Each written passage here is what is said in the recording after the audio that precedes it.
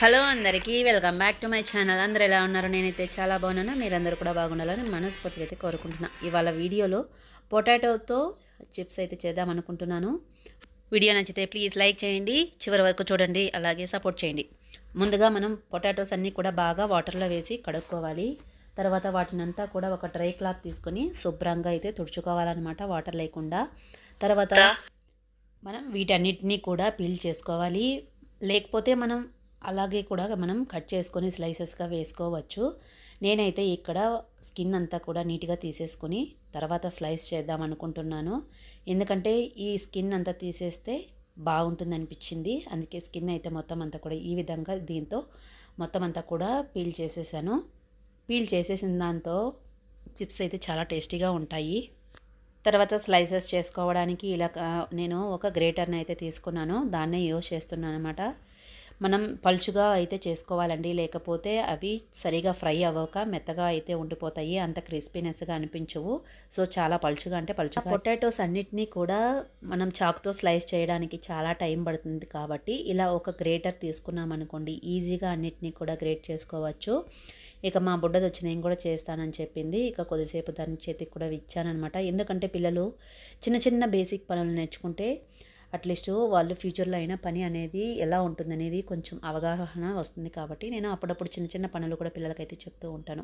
ఇక మొత్తం అన్నీ కూడా స్లైసెస్ తరిగేసుకున్న తర్వాత స్టవ్ ఆన్ చేసుకొని ఒక బాండి పెట్టుకొని అందులో ఆయిల్ అయితే వేసుకున్నాను. పూర్తిగా ఆయిల్ అంతా వేడెక్కిన తర్వాత వీటన్నిటిని కూడా స్లైసెస్ చేసుకున్న వాటిని కొద్ది కొద్దిగా అయితే ఆయిల్లో వేసుకోవాలి.